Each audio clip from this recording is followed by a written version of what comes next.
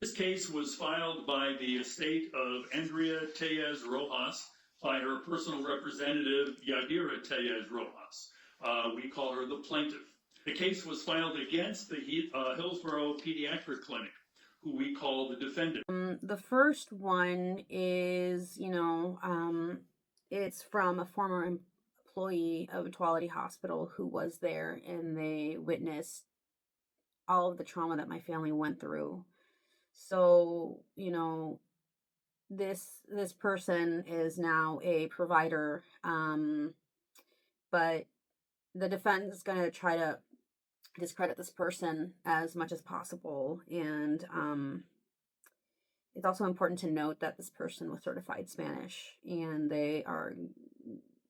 this is something that, just pay attention to this part because later it's going to be important. I'm entitled to cross Mr. Zamora on the fact that Mr. Voorhees represented him in a civil matter for the purpose of his credibility and bias. I would like, if Your Honor is inclined to allow that, to have them, well, at least place some parameters on what questions could be asked to put it in context. Well, I just don't want to get into. I don't like to assume. What was the nature of the civil case? It was a personal injury case. He was injured in a car crash several years ago.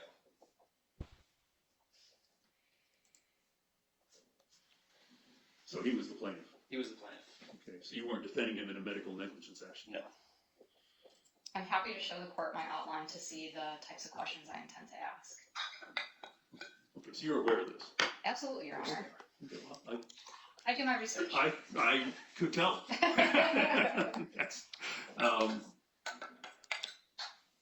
Sure, why don't you just tell us what you plan to get into? Well, no, I'm not going to make you reveal your cross-examination. Thank you, Your Honor.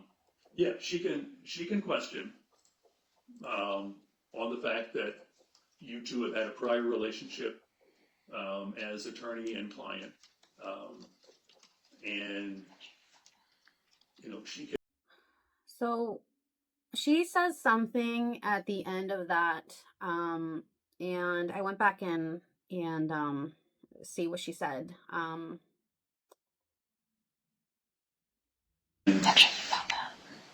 She can question. So Mr. Zamora, he coincidentally was represented by one of my lawyers before, nothing to do with medical. And again, they were trying to discredit him. And so, she basically said she was shaking. She's shaky. She's nervous that she's going to do it, ask him questions. So I found that very interesting, and I have some theories why, but, if it's anything like they were going to try to do what they were trying to do with me in my deposition, I can understand. I can see why she'd be shaky about that. Okay. So here is basically the rest of. So I think what they did was a 401 hearing. Again, they're trying to discredit this witness because of his qualifications, but it makes sense though with later on why. And so, although Mr. Zamora has gone on to obtain additional education and training, he did not have that education, training, or experience at the time that Andrea presented to the emergency department in 2020, and is therefore not qualified to opine on the standard of care at that time, which is the rule under the statute, as the jury will be instructed also, the same or similar circumstances in the same or similar community. He did not have that training, education, or experience. As to cause. Are you, just so I'm clear, are you arguing that the standard of care has changed between 2020 and now? Well, Your Honor, I actually don't think that is relevant because. Well, what you're saying is that he didn't have certain education on August 12th of 2020, but he continued to work at Tuality for a while and has obtained additional education and is now in a job with what would appear to be much more authority in Roseburg, in an emergency department in a hospital setting. So are you saying that because he did not have all of that education on August 12th of 2020 that he cannot discuss the standard of care? That's correct, Your Honor, because he would not have had the education and training to know what the standard of care was in 2020. He has only now learned what the standard of care is now. So it would be inappropriate for him to offer opinions about the standard of care for a provider in 2020 when he was not a provider in 2020. He would But have isn't no... that more a subject for cross-examination that goes to the weight of his opinion? I mean, if he was not a provider in 2020, but is someone who can make those decisions now, isn't that something that goes more to the weight than admissibility? I don't think so, Your Honor, because to qualify as an expert, the expert has to be qualified to testify to the opinions offered. The testimony has to be... Are you reading from trees? I'm reading from our motion in limine. Oh, okay. What number is this? 9. The expert has to be qualified. The testimony has to be helpful, and there has to be an adequate basis for the testimony. Right. And he does not have an adequate basis for testimony on what standard of care was in 2020. Well, that's why I asked you if the standard of care has changed since 2020. I mean, if the standard of care was X in 2020 and the standard of care is Y now, Z, doesn't use the word Y. If it was X before and it's Z now, and he testified that they didn't meet the standard of Z care when Andrea was there, isn't that more of a question of weight that you can cross-examine on and say, but what was the standard of, what's the X standard of care? If he says, I don't know, I wasn't involved in that at that point, then doesn't that go to the weight of that, especially if there's evidence that the standard of care has changed, which is why I asked you the question about whether it changed. Well, I think two things, Your Honor. I don't think it goes to the weight. I do think it goes to his qualification because he has no base of knowledge to know what the standard of care was in 2020. So whether it changed or not, he wouldn't even know whether it had changed or not because he was not a provider in 2020. Sure, but do only providers know what the standard of care is? I mean, Dr. Tenser in the Trees case was not a provider at any time, and yet the court said that he could testify as to the standard of care. Sure, it doesn't necessarily have to be a provider under the Trees case, but I think the point is that in his function as an emergency room technician in 2020, he had no knowledge of what the standard of care would be on, and especially with his function being in the ED, he would have no knowledge of the standard of care on getting an interpreter in a primary care clinic, on obtaining vitals in a primary care clinic, deciding to refer a patient to the ED in a primary care clinic, or acting on labs in the process that labs come in to primary care providers in an outpatient setting. So I think that there needs to be some evidence that Mr. Zamora has training and experience and education applicable to the scenario at issue here, and that's why Dr. Tenser was allowed to testify, because he had that training and experience applicable to that particular type of surgery with that particular plate, and that isn't present here. Okay, thanks. Anything else from plaintiff? Not this time, Your Honor. Okay. Well, this is the time, if you want, because I'm about Well, to I make a think ruling, so. the distinction between outpatient and inpatient is immaterial. Mr. Zamora clearly, we heard his testimony quite differently from defense counsel. I think his education, training, and experience is all that matters to the court in determining whether he's able to testify on standard of care and causation issues. He clearly is able to do so and articulate it as much. I believe that he's well qualified, and as Your Honor pointed out, all of the points that they made go to the weight of the evidence and not the admissibility of Mr. Zamora's testimony.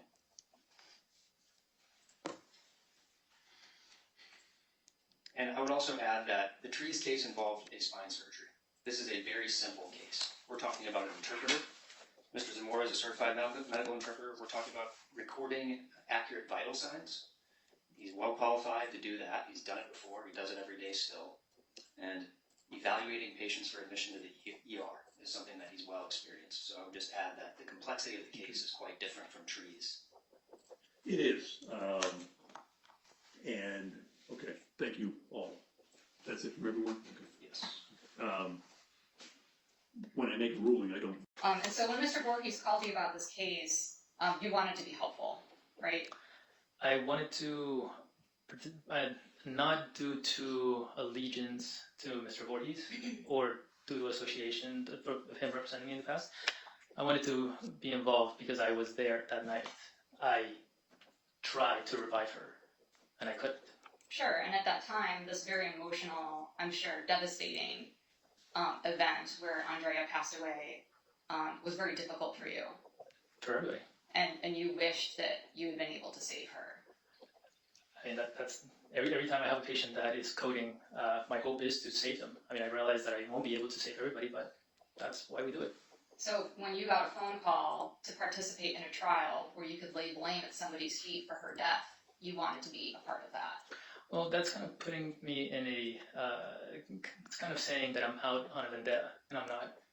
I think it's important to recognize when healthcare providers make mistakes, because that is what keeps us accountable, and it's what raises the standard of care. I'm not here to lay blame on anybody. I'm here to speak to fact and to what actually did happen that night. Well, and when you saw Andrea that night at Tuality, you didn't. So you graduated from PA school in August of 2023, correct? Correct. And you started that degree in June of 2021. Correct. You were not a PA back in 2020, right? No. You were an emergency room technician at Tuality at that time. Correct. And that was a job that you had a 6-month program for before you moved out to Oregon. If we're not accounting the 4 years of medical school, sure. And, you know, I'm sorry that the education you had in Columbia didn't No, transfer. I'm I mean, talking about the education you had in the States. Sure, but the knowledge is there. So I relied on my knowledge from medical school to do an excellent job as an ED tech. And you are aware, so you were employed by Tuality, correct? Correct. And you're aware that Tuality was a party to this case from August 2022, when the lawsuit was filed, to April 29th, 2024, when Tuality was dismissed as a defendant. I don't know the details. I just know that at some point the hospital was involved, but I was never aware of what the outcome was or how they came to be dismissed or anything. And you'd agree that when Andrea was coding, there was a broad differential of what might be causing her decompensation. Yeah, there's always that's part of the coding process, trying to identify what might be the cause. If it's an electrolyte imbalance, then we treat the underlying cause, right?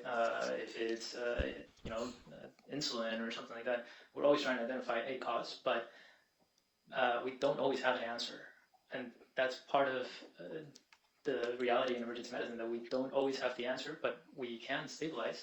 And even if we don't have the answer, we know how to recognize red flags, which in her case were an abnormal urine, the fact that she had a headache that kept her up at night, the fact that she was vomiting with this very intense headache, the fact that she had been really sick, then got better, and then got really sick again. Those were all things that raised a lot of red flags and would have resulted in a very thorough workup. Well, and you would agree that all those things were things that you and your teammates considered after Andrea had passed away. Those are all things that we considered whenever we see a patient with abnormal findings. I mean, that's just standard of care. But you would agree that you and your teammates met after her death to try and piece together what might have happened with this young girl. Oh, I mean, yeah, we had those meetings to try to understand what happened. Okay, that's all my questions.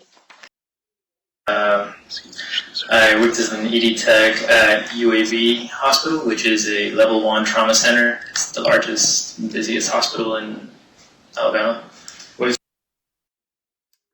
So the reason why I put this last clip in there is when he was when Mr. Zamora was in the 401 hearing, Jeff tells Melissa this kid's actually a certified interpreter. So, you know, they that's something to just keep in mind why that's important. So August 12th, 2020. You remember that night? Very much so. How clearly do you remember it? Vividly. Why? I assume you probably treated hundreds, if not thousands, of patients before August 2020. Is that right? Yeah, easily. Why does August 12th, 2020 stand out to you?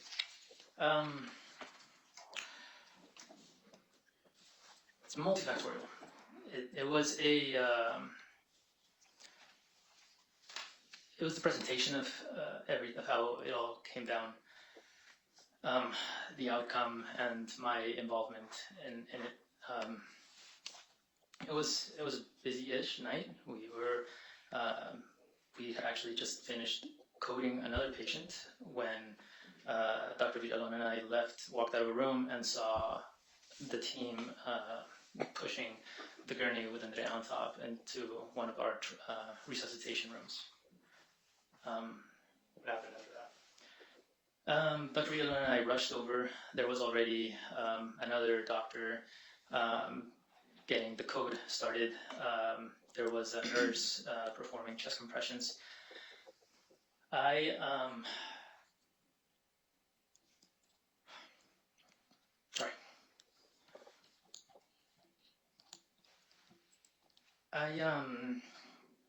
took off her clothes and got her ready for defibrillation. Cut her clothes off. I started an IV on her and jumped on compressions and started doing compressions on her. I see it's difficult for you to talk about. Was she conscious when she was on the gurney when you first saw her? No, I never saw her conscious. When I got to her, she was already unconscious, and the entire time she remained unconscious. We were never able to get any type of full response from her, despite this was honestly one of the longest code that I've ever been in. And we had the entire department came to a standstill. People that were there was a guy that was drunk and he had been loud the entire night. One of the nurses told him, "Hey man, we're running a code on a kid. Please stop." He stopped. Everything came to a standstill, and everybody was in there. And so we had 2 attendings running the code. We had the pediatric intensivist on the phone trying to help figure out what to do next. I remember I kept doing chest compressions while they were doing the x-ray because we didn't want her. You said it was one of the longest codes you've ever experienced. Yeah. And the medical records is about 90 minutes, is that right? Yeah. Do you remember everything, or at least parts of what the team did? Yeah. We did absolutely everything. We intubated her. We started multiple lines to try to get fluids and pressors. Pressors are medications that are used to help the body keep the heart working. And we maxed out pressors. We used absolutely every single medication that we had available. We started an IO, which is again a needle that goes into the bone to try to push more fluid. So we were trying to get fluids into her from multiple areas. We also did a dual defibrillation, which is very much a Hail Mary, and which means usually the defibrillator has 2 pads. One goes here, one goes in the back. With her, we did 4 different pads and delivered 2 synchronous doses of electricity, trying to shock her heart into rhythm. But we never got it. Chest X-ray. I'm going to show you Exhibit 8, the chest X-ray.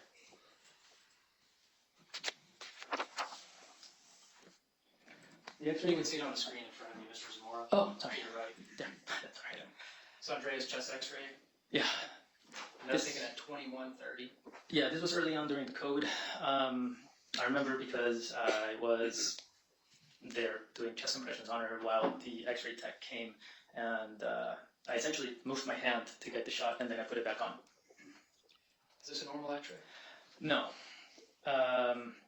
She has, there's a lot of diffuse, there's a lot of, the lungs look fluffy, to keep it simple.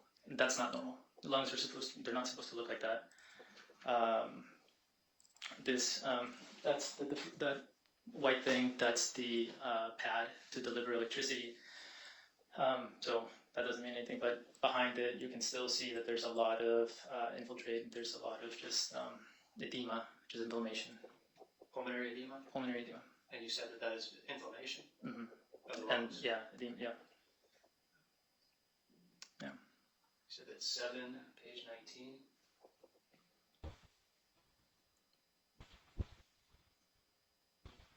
This is a part of the medical records from Tuwali that night.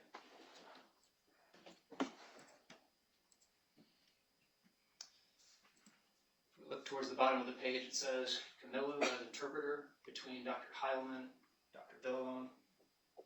patient's mom at bedside. Yeah.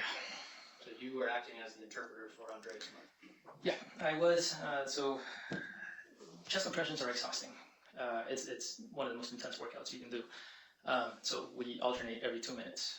So whenever I was not doing compressions, I was giving the family updates on behalf of the team. When Andrea's mom came to the room, we already knew that we were not going to get her back because we were just not getting rhythm. There was no response to the pressors, and the entire time I was holding her.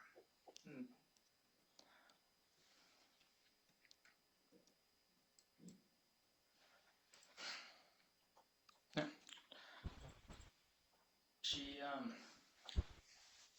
She was in shock and just collapsed. So I had to hold her the entire time while she was praying. I remember she brought a little Jesus figurine and put her at her feet and just kept on praying. This was at 10:16, about 19 minutes before Andrea passed away. Did you speak with any other members of the Diaz-Rojas family that night? I did. I spoke with Andrea's father, the sisters. I helped them kind of like understand the process, what was going to happen next, and then I helped them escort her, get Martha to the car, and now we just cried. Was that the last time that you saw the Diaz-Rojas family? You were contacted by my office to discuss this case? Yes. And you told me everything that you just told this jury. Yeah. Now, by coincidence, you happen to be a former client of mine, is that right? That's correct. And I represented you in a personal injury case. That's correct. Okay. And that's because you were in a car crash, how long ago? 5 years ago? 5 years ago, and the insurance company was being... Objection, Your Honor. Yeah, We can move along, Your Honor. yeah, Okay. just move on. Okay, no. And when you told me everything about this case that you just told the jury, did you want to be involved and analyze the care that was provided and whether Andrea's life could have been saved if she had been admitted earlier in the ER? Yeah, I wanted to participate. Why? Because it was a tragic case at multiple levels, and the entire time it felt like she did not need to die. That's how you felt? That's how everybody in the team felt. And you had an opportunity to review her medical records from the Hillsborough Pediatric Clinic? Correct. You reviewed her lab results? Correct. And you reviewed the depositions of the providers in this case? Correct. You reviewed the depositions of the Diaz-Rojas family? I did. And did you formulate an opinion based on everything you reviewed and your experience in treating Andrea about whether you believe she would survive if she were admitted to the ER earlier that day? In medicine, there are a lot of variables, and I can't 100% say that she would have survived, but I can say that we would have gotten her to a place that would have given her the best chance at survival. And given today's available treatments and available therapies, the survival rate of this type of illness is well into the 80, 90th percentile. And the burden of proof in this case is what's probable, so 51%. You believe 80 to 90% chance she would survive. I think she would have survived. What kind of care would she have received actuality if she were admitted, let's say, no later than 5 p.m.? Objection, Your Honor. Lack of foundation and expert qualification. Are you asking what would have happened had she come into the emergency room at 5? What kind of care would have been available to her, supportive care, if she'd been admitted to the emergency room 3.5 hours before she went into cardiac arrest, which would have put us around Okay, in terms of care that would have been available at the emergency room, you can answer that if you know based on your experience. Sure. What would have been available? Sure. So it's not the first. It would not have been the first case of a cardiac illness. It was certainly not the first case of a critical patient. So I'm intimately aware with the protocols. She would have been immediately placed on telemetry and she would have to see what the heart is doing, and we would have gotten an EKG, which would have shown changes which are consistent with myocarditis. She would have it would have been evident that she was sick, especially with the labs that were available. With all that information, she would have been started on IV fluids, and depending on what came back on the labs, because we would have repeated labs, and we would have gotten other labs, such as a troponin, which is used to see if there's injury to the heart. That would have been elevated because the myocardium, the muscle of the heart, in this type of disease is very injured. It's an insult to the heart. So it would have elevated that. The second, troponin is elevated on a pediatric patient. That immediately results in calling a pediatric intensivist and a pediatric cardiologist, which then would have prompted us to transfer her to Dornbecker by helicopter, most likely. All right. Well, from the bottom of my heart, thank you for speaking out. And that can be brought out. So you can go ahead. Objections overruled. And I'm sorry, I think I did anticipate and answered yes. I have a note in my form here where we were discussing Jasmine. My understanding was that she was not working currently secondary to depression, which developed following Andrea's death. Did you get any information about whether Jasmine has any medical or behavioral health conditions? No. I have some strong opinions for certain people, but I'll keep that to myself. All right, so here is why it's important, why Jeff was worried about Mr. Zamora being a certified interpreter, and here's why the defense kept trying to state that my mother knew that she could have asked for an interpreter. So they're going to try to dismiss one of the claims about being an interpreter, and this is really important that I will also talk at the end of the one of the end of videos of why. But just take a look again. It's all like calculated, and I feel like because of what I found later on after the trial. Okay, we are on the record. Go ahead. As we discussed during our sidebar, Your Honor, I would move to exclude any testimony pertaining to offering interpreters based on anything related to Medicare or Medicaid. First, for the reason of insurance, and that talking about Medicare or Medicaid introduces in the minds of the jury whether Andrea was a recipient of either of those. And second, I would also move to exclude any testimony that would be against the law in Oregon to not offer an interpreter. This is a negligence case. There's been no statutory claim. The Medicaid rule requiring interpreters became law in 2002. I'm happy to cite to that if the court would like, but it's not relevant to this case. That is the standard that Mr. Zamora was referring to. There is a federal statute regarding providing interpreting services, and that is what he was referring to, that any clinic or hospital that receives Medicaid benefits on behalf of patients is subject to these the federal statute regarding providing interpreters to, I believe the acronym is LEPs. Oh, what? LEP? Limited English Patients. So that's what he's referring to in terms of the standard of care. Right? Any expert can rely on any material to determine what the standard of care is, whether it's a statute, whether it's a journal article, whether it's a training, education, experience, all potentially could apply. Is that under Medicare or Medicaid? Is that any clinic receiving? It's Medicaid, Your Honor, and like I mentioned, it did become law in 2022, so it is not relevant as to the standard of care in 2020. Oh, wait, I thought you said 2002. She said 2002. I would have to look up the federal statute, but I'm not sure when it was enacted or whether there's a previous version that applied. Well, I mean, the question is, the initial question is, what was the law on August 12th of 2020? If that was not the law on August 12th of 2020, then it's not relevant. Okay, if it was the law on August 12th of 2020, then you two can argue that or have a discussion about that. But I mean, that is the initial question. I would What have was to the ask law Mr. on Zamora. August 12th, 2020? I would have to ask Mr. Zamora what his understanding of the law was. I don't want anybody's understanding. I want to know what was the law. Okay. Yeah, I'm gonna research that. Yeah.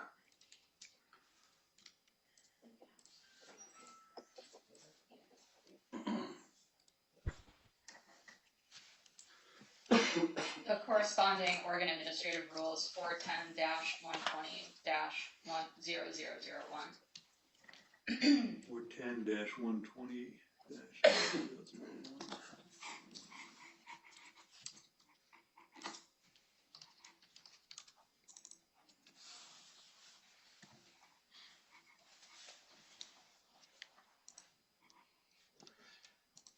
This is from Medicaid.gov, Your Honor. And I'm just reading the website. It says all providers who receive federal funds from HHS for the provision of Medicaid or CHIP services are obligated to make language services available to those with limited English proficiency under Title VI of the Civil Rights Act and Section 504 of the Rehab Act of 1973. Right, well, that was one of the bases for the law. The law was also based on the ADA, but my understanding is that these laws did not come into effect until a couple years ago. Yeah, I mean, it's going to say, it's going to refer back to that 1973 law. Right. Even if something was not enacted in 1973, if it was done under that law. Let me see if I can find it. And frankly, Your Honor, just again for the record, it's really not relevant what if there was a law, because plaintiff did not plead a statutory claim, plaintiff pled a negligence claim, and to introduce testimony that was against the law to not have an interpreter is not only not a claim in this case, but far more prejudicial than probative. Well, I'm not sure if against the law would be the accurate terminology anyway. I mean, it may have violated an administrative rule or something. Something can violate an administrative rule and not be against the law, which implies criminal penalties are available. And that's the concern, Your Honor, is that there would be a discussion about this in the context of violating a rule, which would suggest in the minds of the jury that it was against the law. Well, and actually, the Oregon rule, OAR 410-120-0001, subsection 1 says healthcare providers are required to provide healthcare language interpreter services for Medicaid members with limited English proficiency, and communication services for people who are deaf and hard of hearing. And we are not going to get into Medicaid issues because that's getting into insurance, but it would appear that the Oregon rule only requires interpreters for, well, it says Medicaid members with limited English proficiency. So we're not going to get into whether or not anybody was on Medicaid, or that was how things were being paid for, but under the Oregon rule, that wouldn't be a violation anyway for someone who was not being paid through Medicaid, or if your provider was not being paid, if they were not a Medicaid member. Again, for the record, Your Honor, that rule was put into effect in 2022. Okay. Yeah, well,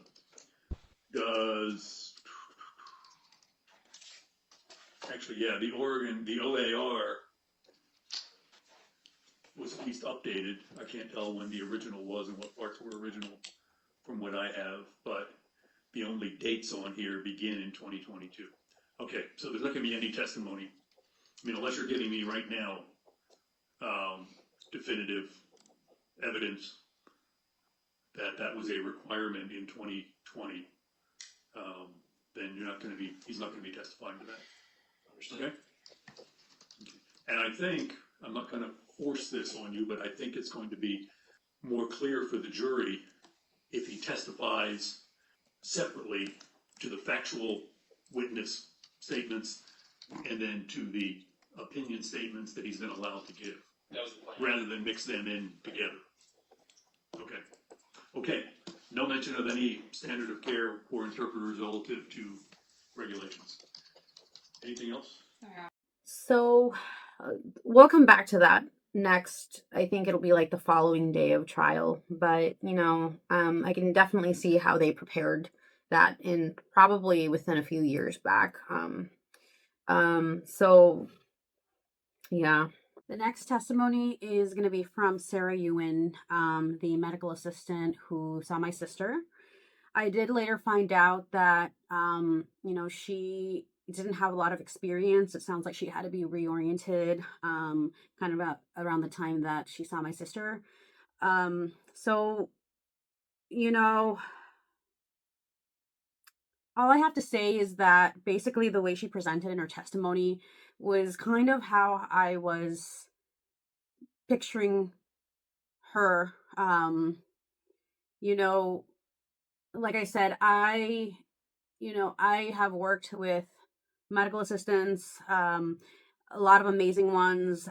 Just in healthcare, it doesn't have to be a specific role, but I kind of what I was saying. Just because you have a title does not mean that everybody is going to be equal. There are going to be people that work a little harder. There's going to be people that don't work hard, cut corners. So I just remember personally, in my experience, I did work with some medical assistants in the past who, because, to be faster, you wouldn't do everything that somebody else would do. Because again, in healthcare, we find that they reward speed. And that's something that I did have a hard time with in many occasions. I still do now. I am definitely more outspoken about it. But the reason why I'm going to put all of her testimony is it really just upsets me. Let's start with August 5th. Okay. On that day, Andrea was accompanied by an adult. Okay. Is that right? Yes. And to this day, you don't know who that adult was? No, I don't remember that appointment very well. Did you introduce yourself to that adult? I believe I did, but I don't remember that day very well. That would be part of my regular practice to introduce myself, though. What's your memory like of the August 12th visit 7 days later? I remember it pretty well. You remember that there was an adult that accompanied Andrea on that day as well? Yes. And you did not introduce yourself to that adult, correct? I think I introduced myself, yes. And do you know who that adult was? I did not know who that adult was, no. Did you ask what her relationship was to the patient? I did not. You don't speak Spanish? I do not speak Spanish. And if I told you that the adult that attended Andrea's appointment on August 5th was her sister Brenda, you wouldn't know one way or another? No. And if I told you that the adult that accompanied Andrea on August 12th was Andrea's mother, Marta, you wouldn't know one way or another? No. So part of your job as an MA, actually there's two parts to your job. Number one is taking the patient's vital signs, correct? Sure. Is that correct? Is it my job to take my patient's vital signs? Yes. And your other job is to write down what their chief complaint is. In other words, the reason why the patient is there. Yes. And you were working at the Hillsborough Pediatric Clinic back in August 2020, of course, Yes. as a medical assistant. Yes. And when did you start working at the Hillsborough Pediatric Clinic? October 2019. And as you're rooming a patient, you're taking their history, their chief complaint, it's important to have the parent involved in that conversation, right? It just depends on the situation. If the patient can, give their own history, then sometimes we'll just talk to the patient. But if the parent, is involved, then we have the parent involved as well, or whoever is accompanying them. Would you want to have the parent involved in the conversation of what is wrong with the patient and why they're there? Well, if it's an older patient, a lot of the times, it's more important, that they give the history because they know best what's happening with their own body. So on August 12th, 2020, when taking Andrea's vital signs, you took her temperature, Yes. you took her heart rate, Yes. respiratory rate, Yes. and I took your deposition about a month ago, do you remember that? Yes. And you were under oath at that time. Yes. And you explained to me that your methodology for taking the heart rate and respiratory rate was listening with a stethoscope pressed to Andrea's chest for 10 seconds Yes. and multiplying by 6. Correct. Is that your memory of what you did on August 12th, 2020? Yes. And her respiratory rate was 24. Yes. Is that an elevated respiratory rate for a pediatric patient? No. What's a normal respiratory rate? Off the top of my head, I can't tell you what normal respiratory rate is for each age group, but that doesn't sound like an alarming respiratory rate to me. Okay. Her temperature was about 98 degrees. Normal.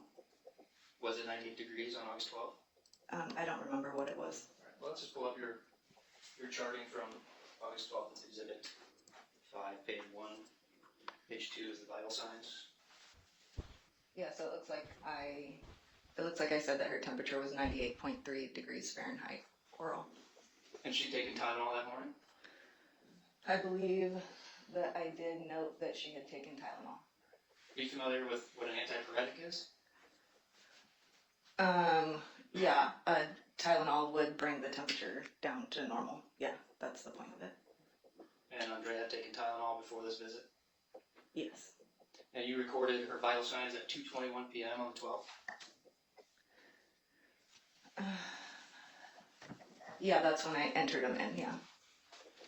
Now I want to talk about Andrea's blood pressure. Okay. You didn't take her blood pressure on that day. I did not take her blood pressure, no. And you didn't take her blood pressure on August 5th. I don't believe I did, no. Why? It's just not protocol to take blood pressure for acute visits. This was a sick visit? Yes. So the clinic basically has wellness visits and sick visits. Is that right? Yeah, I mean, there's other visits as well, but, you know, the basic is wellness visit, which is like a well child check, and then an acute appointment, which is usually like a sick appointment. Okay. And we know this was a sick visit. Correct. And you said it's the clinic's policy not to take the blood pressure of sick kids? Unless there is something that, you know, yes, so off the bat, it is not like required of us as medical assistants to automatically take the blood pressure. If something stood out to the provider, they could always like request that we come in and take one, or the provider could take one if they wanted to. Yeah. So it's optional? It's not optional to me to take it, but the provider could choose to take a blood pressure if something stood out to them that made them feel like they needed to take one, yes. Was it part of your responsibility to take the blood pressure of patients? No. It's the provider. The nurse take- practitioner or the It's the pediatrician? provider's decision, yes. But you're the one who takes the blood pressure. Usually, yes. Now for wellness visits, is there blood pressure taken during wellness visits? Yes. So as a clinic policy, you take blood pressures during wellness visits. Yes. But for sick visits, if a kid is sick, it's optional to take their blood pressure depending on what the provider wants. Correct. Do you agree that that's a good policy? It's not, I'm not educated on, you know, what is the best way to do things. I just do it the way the clinic asks me to do it. Do you disagree with that policy? I don't have any opinions on that policy. Do you think it'd be a good idea to take a blood pressure of a kid who's coming in for an acute visit who's sick? I'm just not educated enough on that to make that kind of a decision. And when I took your deposition, I asked you how Andrea appeared visually. Do you remember that? Okay, yes. You testified that she looked sick. Yes, she was sick. And she looked sick. Yeah, she threw up. After you took her vitals, she threw up. Correct. Okay, she vomited on the floor. The floor in the sink, yes. Can you tell me why she looked sick to you? Because she threw up. Was there anything about the color of her face or any other description of why you believe she looked sick? Not that I can remember, no. So she vomited on the floor, Yes. and you testified that she vomited on the floor all the way over to the sink in the clinic exam room. It was like very close to each other, so it was like she was trying to make it to the sink and like right in front of the sink got on the floor and then in the sink. And where was Ms. Moss at this time? I'm not sure. It wasn't her time to come into the room yet. After you took Andrea's vitals, it was your responsibility to go tell Ms. Moss that the patient was ready to be seen. Yeah, so I would come out of the room, I would enter the vitals into the computer system, and then I would notify Kelsey Jo that the patient is ready. And did you notify Ms. Moss that the patient had vomited on the floor and in the sink? I notified her that the patient had vomited, yes. Were you in the room with Ms. Moss at any time during Andrea's visit? Not that I remember. And in your deposition, the vomit was still on the floor and in the sink when Ms. Moss entered the room, correct? Yes, because I cleaned it after the appointment. Now, Andrea's lab results were received at 5 p.m. Were you aware of that? No. Did you review her lab results? No. Do you know what creatinine kinase is? No. Do you know what C-reactive protein is? No. Have you reviewed Andrea's lab results at any time? No. Has Ms. Moss discussed Andrea's lab results with you? No. Have you discussed Andrea's care and treatment at any time since that visit with anyone in the clinic? No. Were you curious about how a patient that you had just seen at 2:21 could have died 8 hours later? Of course. And you didn't talk to anyone at the clinic about how that could have happened? I believe that when I was notified that she had passed away, I had asked what had happened, and they said that, that they still didn't know, and that, maybe an autopsy would be done, or, something along those lines, but I was never really told until, this came up, what had actually happened. After a lawsuit was filed? Yeah, like I asked the lawyer, like, what was the final? Your Honor, I don't wanna hear about anything discussion. Yeah, okay, hold on, okay. So, Don't, we won't go there, Your Honor. it's my turn, okay? Don't go into anything that you talked with a lawyer about, okay? Okay. So, from August 12th to the day the lawsuit was filed, you hadn't performed any investigation about how a patient that you saw 8 hours earlier could have died? Well, I was told when I asked that they didn't know, so I left it at that. When did you find out Andrea had passed away? I believe it was the day after she passed away. Who I told you? came into work. Terry told me when I came into work. Who's Terry? Terry Mullen, The clinic administrator? correct. Those are all my questions. Okay. Charles Zimmerman? Thank you, Your Honor. Good afternoon, Ms. Ewing. Seems like you're a little bit nervous about being here in court and testifying. Is that fair? Yeah. Okay. Why don't we start with some questions about who you are? Counsel already indicated you're a medical assistant, right? Yes. And you're certified as a medical assistant. Yes. Can you tell the jury exactly where you got that certification and what that process involved? Yeah, I went to school at Chemeketa Community College, and I had, a certain amount of prerequisites that I had to do to get into the program. The program was 6 months long, and there was like an externship that I had to do as well. Now, was there something specifically that drew you towards the field of healthcare and being a provider? Yeah, I was going to school for nursing. My son had a lot of medical stuff when he was young and a baby, and I was drawn to that field, so I did all the prerequisites for nursing initially, and it just became too much with like family, school, and work to finish the program, so I opted for medical assisting so that I could, be able to be with my kids more. So it was a family decision, it sounds like. Yes. And so you decided to switch career paths and become a medical assistant instead, is that right? Yeah, and when life becomes slows down a little bit, I'll go back and finish up the nursing program. And can you tell the jury exactly, or maybe you could describe for the jury the delineation between the role of a medical assistant in an outpatient clinic visit and the role of providers such as Ms. Moss, right? Is there a line in terms of your responsibilities and on the other side of that line being the provider's responsibilities? Yeah, there's huge, vastly different Okay. responsibilities. Why don't you give us a couple of examples and kind of describe for us what you do as a medical assistant? As a medical assistant, I take the vitals and I room the patient and, take a brief history for the patient, and a provider diagnoses, which I do not do. And that's not to say that your role's not important, it's important to the process, but it sounds like it's different than the role of a provider like Ms. Moss or Dr. Gutierrez or anyone else at Hillsborough Pediatric. Yes. Okay.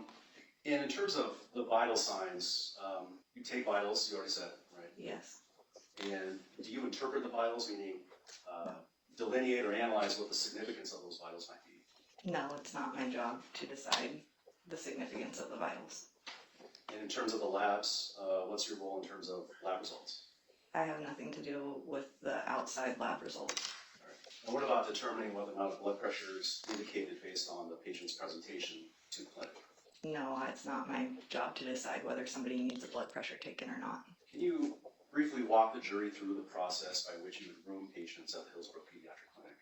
Yeah, so families check in at the front desk. The front desk alerts us through the computer system that they are ready to be taken back to the room. We walk to the waiting room and we grab the family and pull them back to the room. In the room, we would, introduce ourselves, tell them that we're the medical assistant and we're here to take their vital signs. We would take their vital signs. Vital signs for a sick patient include heart rate, respiration, temperature, weight.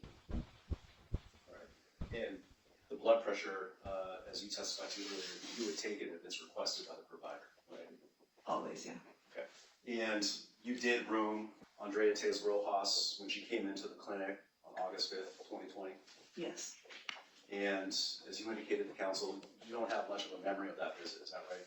Yeah, I don't have much of a memory of Can the you first describe for the jury why you might not have much of a memory of that visit? Just nothing significant stood out about that visit to me. And nothing significant, meaning what? I mean, what does that mean? I mean, she was Like there for a nothing- sick visit. Nothing was out of the ordinary about that appointment, you know, as compared to, you know, the 20 patients we see that day. Nothing was out of the ordinary about that appointment, so it didn't stand out in my memory to me. Not uncommon to see sick kids in a pediatric clinic in August of 2020, a couple of months into the pandemic, right? Correct. And in terms of kids who vomit during the course of a visit, I mean, that was not the first time you'd seen a pediatric patient throw up in the exam room, right? Right. And was that concerning to you that she vomited, or was that something else that you had seen before?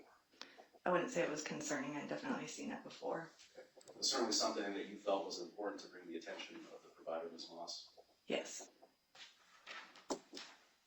In that visit, you took the vital signs and the brief history of the reason for them coming in your usual way. Right? Yes. When you obtain a brief history from the patient and the family member, the mother, the father, the sister, another family member, when you take a brief history from the people that are in the room, can you tell us exactly what types of questions you'd ask them as part of that process? Yeah, so for the history, usually there's in the computer system already like a brief, you know, note about why they're coming in. So I might say something like, it looks like you're coming in today for, you know, cough and congestion. Does that sound right to you? And they say yes, and maybe they'll add a couple more things to that, and I would write those down, and I would ask them, you know, how many days they had been feeling sick for. That's about it.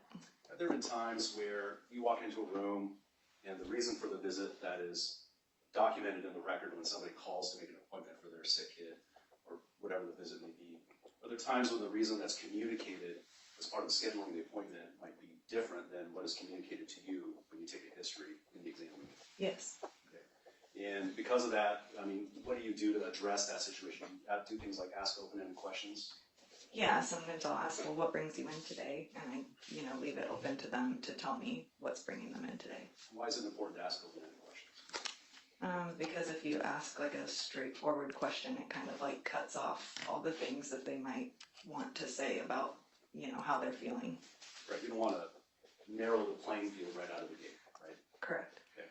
And so when you ask open-ended questions, are you listening to the people in the room and documenting what they tell you? Yes. Now, you also roomed Ms. Tejas Rojas on August 12th of 2020, right? Yes. And you do have a memory of that visit. Obviously, it's very unfortunate and tragic what happened because of everything that occurred after the visit. But in that visit, did you feel that there was a need for you to obtain an interpreter for them?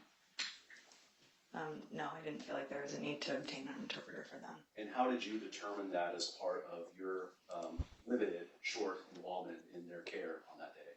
Yeah, when I brought them back to the room and I took the history for them, both Andrea and the adult that was with her that day, you know, spoke to me in English and told me what was going on with her, and I didn't feel that an interpreter was needed. And when you obtained the vitals, is that just going in, not saying anything, and getting the numbers, or is there more of an interactive process when you obtain vitals? No, there's more interactive process. Can you tell the jury about that?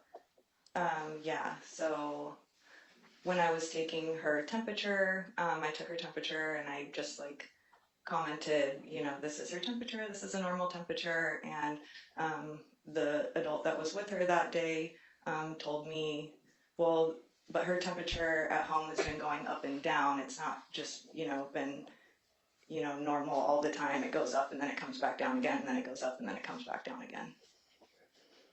And I didn't get a chance to ask you this, but as part of your experience while you were in school, did you have clinical opportunities to develop your clinical skills? Yes. Can you tell the jury about that? Yeah, I did my externship at Providence Internal Medicine.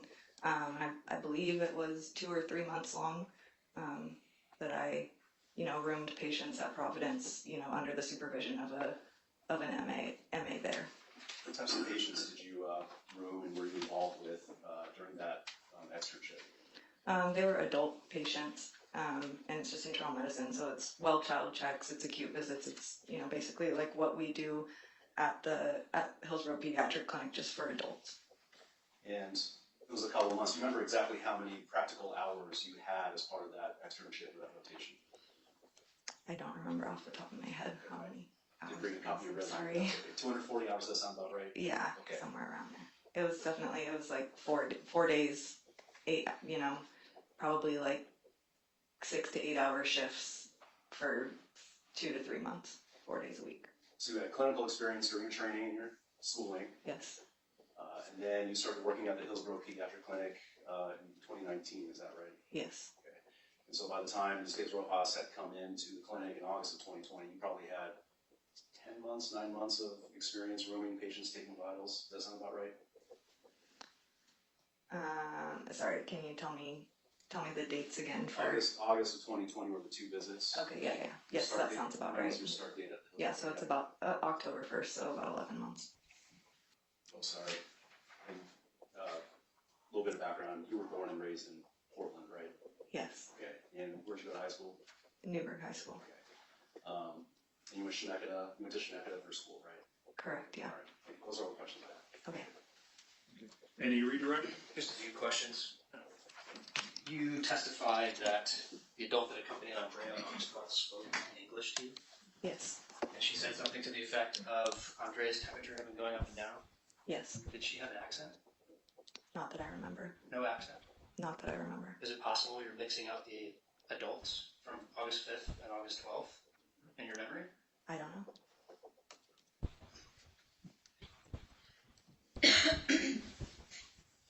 When you heard the adults say that in English, and you had made up your mind not to obtain an interpreter, is that correct? Yes, Did you review Andrea's demographic face sheet? yes,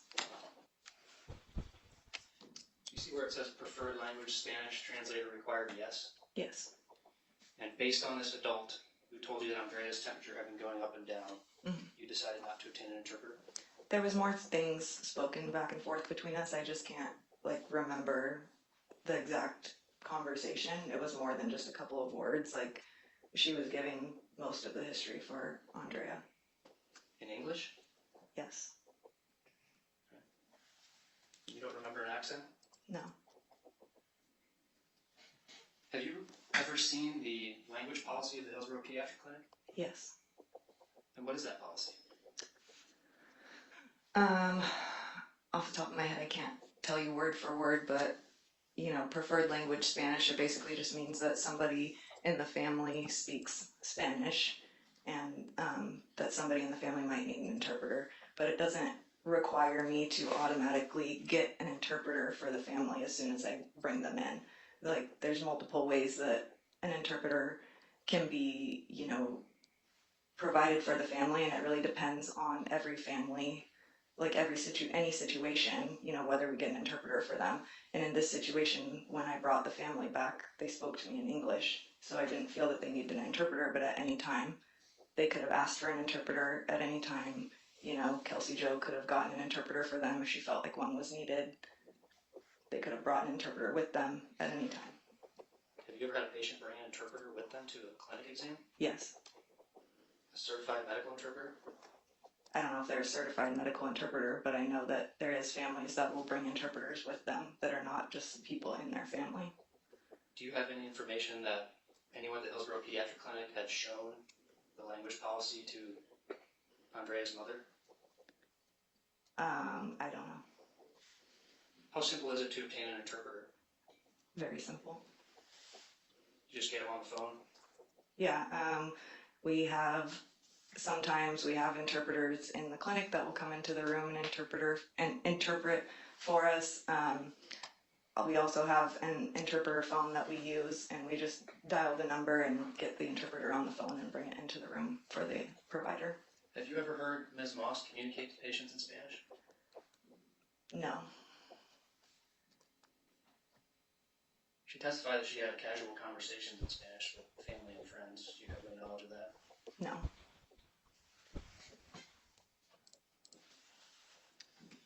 So you roomed Andrea on August 12th, correct? Yes.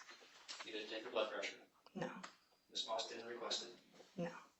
Had you reviewed any of Andrea's prior medical records? There's a lot I want to say about this. There's so much that I found out after, after speaking with employees who have worked there. But I'm gonna leave that for towards the end of the videos. This was really frustrating for me because, kind of like I said, her demeanor was pretty much what I had pictured her to be. I found it very interesting that she would say, "Oh no, her heart rate was, or her breathing was definitely not abnormal." But I don't know what the rate for respiratory is that's abnormal. It's just very like, how do you know how to answer that? And the reason why I kept saying is pay attention to when the witnesses in the defense say that my mom could have offered an interpreter. This is key because they need that for later on for a motion about the interpreter that they're gonna use these as evidence that were presented. And keep paying attention to the coughs and the grunts from the defenses. I really found that interesting. There were key moments when those would be going on. You want to know what's really twisted is a lot of their witnesses, like Sarah Ewan in particular, when we were talking about scheduling when they would testify, the reason for when they needed to be given was that they, like, for example, I think they said Sarah Ewan needed to pick up her kids from school. There were other testimonies, that they couldn't come in because something about having to drop off their kids. Even at some point, one of the attorneys on the defense side brings their kids. So I get it. Kids are very important. They're the most important thing to someone. And, this is why I'm doing everything for this project, and why I went to trial.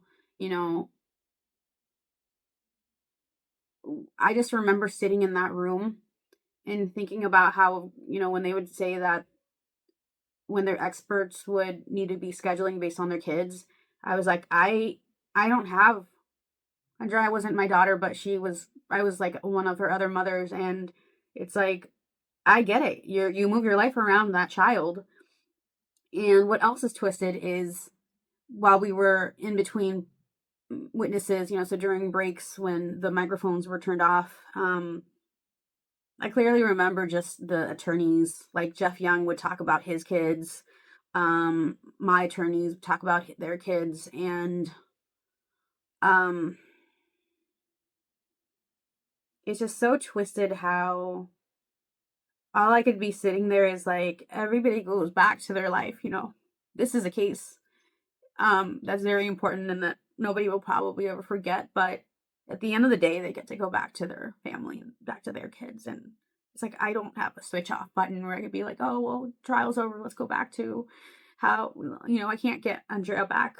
Like, that's what I just found twisted. Like, I clearly just remember sitting there and hearing Jeff Young talking about his kids, and that kind of like snapped me back. I'm like I don't know if that was intentional or not, but just kind of how people are able to go back to their lives. So anyways, I just wanted to point that out. So now it's going to be Dr. Gutierrez's testimony, and I'm going to put it all up there. It's about an hour long, and all I can tell you is that I lost complete respect for this woman. And I'll tell you why, but just pay attention to this testimony, and it literally shattered me. Like, this was the end of the day, and I just went home just really broken. Plaintiff may call your next witness. Thank you, Your Honor. Plaintiff calls Dr. Monique Gutierrez.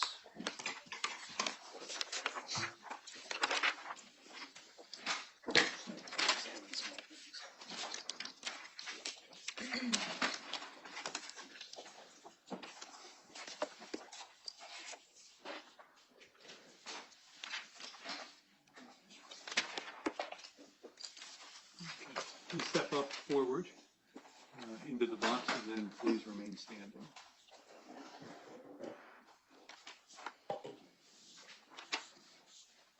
And good afternoon. Could you please raise your right hand? Thank you. Under the penalty of perjury, do you solemnly swear or affirm that the testimony you are about to give in this case shall be the truth, the whole truth, and nothing but the truth? Yes. Thank you. You may be seated. And then for the record, could you please state your name and spell it?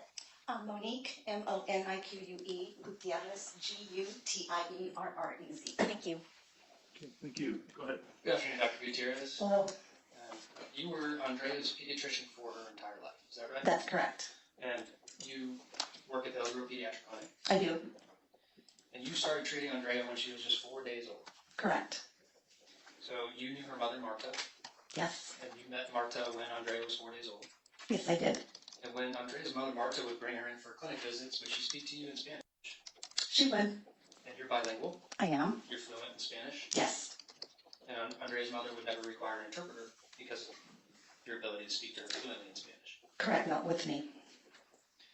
And you would involve Marta in the taking of Andrea's history and medical decision making for her child? I would involve her in taking the history until Andrea was old enough to provide her history to me.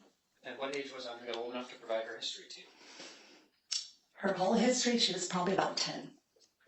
So when Andrea was 10 and she provided her history to you, was it in English or Spanish? It was in English. And would you then interpret what Andrea had communicated to you to Andrea's mother in Spanish to make sure that what Andrea told you was accurate? I did not. Why? Because Andrea, since she was young, was well spoken, and I felt that she was able to tell me everything I needed to know. What about the medical decisions? Would Andrea make the medical decisions once she hit the age of 10? No, that would involve Mom. So you would communicate to Marta in Spanish your potential medical decision-making process. I would. The options for Andrea's treatment you would communicate to Marta in Spanish.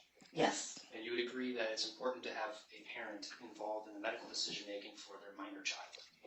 It is important, but there's a lot of different ways that we can do that. Such as? Such as when a child's old enough to provide me with a history, and I believe that she understands the question I'm asking her, I involve the child. But is the child the primary decision maker for their own medical care? No. Who is? The parent. What's the clinic's policy on taking blood pressure? American Academy of Pediatrics says you need to have 1 blood pressure a year on a child. If a child had a very rapid heartbeat, I would probably take a blood pressure, but if they'd had one within the last year and the heart rate was normal, I wouldn't. If a pediatric patient came in for a sick visit, would you take their blood pressure? Not if their heart rate wasn't elevated. Did you notice in Andrea's medical records, we have her entire set marked as Plaintiff's Exhibit 19, whether Andrea's blood pressure was taken during sick visits? I haven't seen the clinic note. I don't know. Have you reviewed Andrea's medical records before your testimony today? No. When was the last time you reviewed Andrea's medical records? The last time I saw her in clinic, so before she passed away. You haven't looked at her medical records since before she passed away? Right, since the last time I saw her in clinic. Which would have been July 2019. I don't know. Yeah. Do you have any memory of seeing her in July 2019? I can picture her in my mind, but I can't recall everything about the visit, no. And it's your testimony under oath that you have not looked at her medical records since that time? Yes, I mean, a child passed away, and my looking at the medical records wouldn't have changed anything that happened. Did you make any additions to her medical records after she passed away? No. Are you aware that we have a copy of the audit trail? I don't know what that is. You don't know what an audit trail is? I don't. Plaintiff's Exhibit 11 is an audit trail. And if I told you that the audit trail shows who did what when to a patient's chart at the clinic, do you have any reason to disagree with that?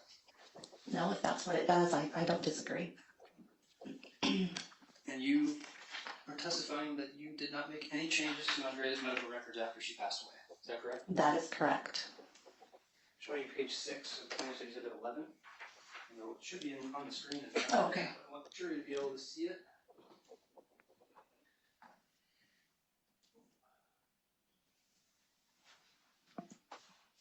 Monique Gutierrez, that's you?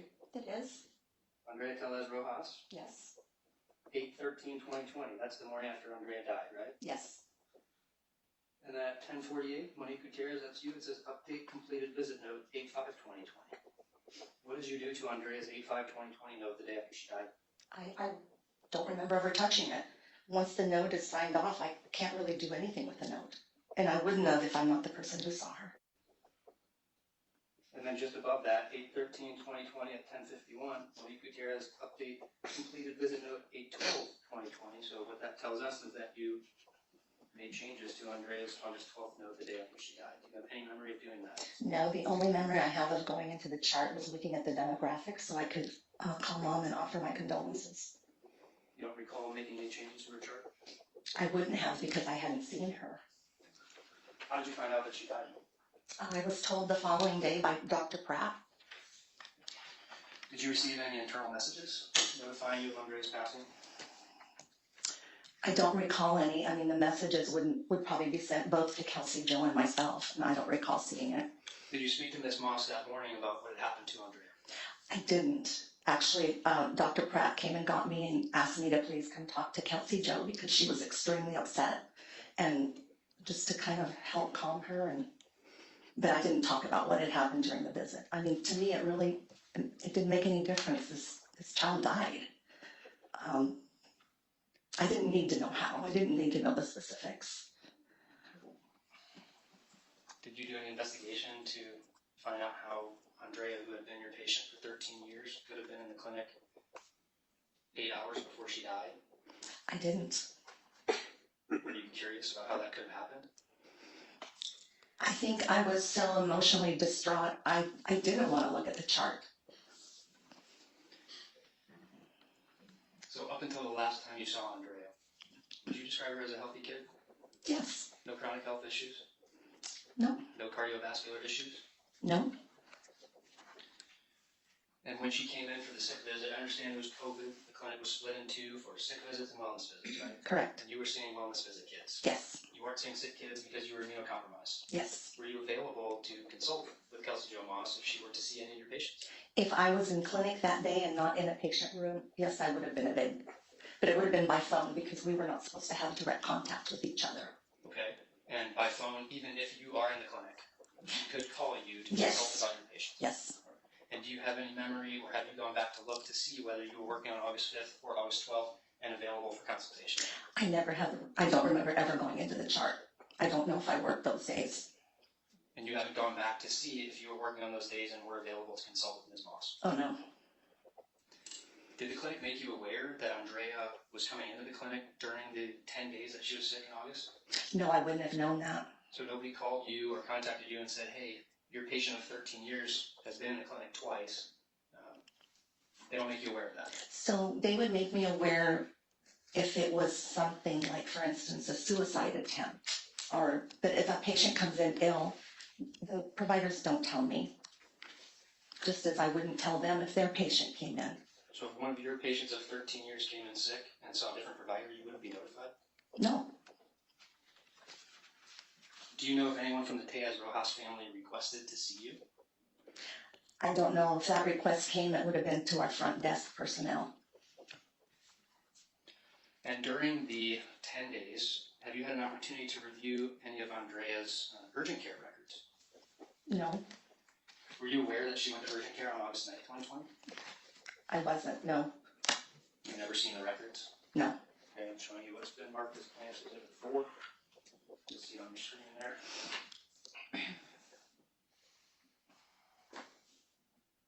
This is the urgent care records from August 9th that were faxed by Tammy Winchell to Monique Gutierrez, August 9th, 12:52 p.m.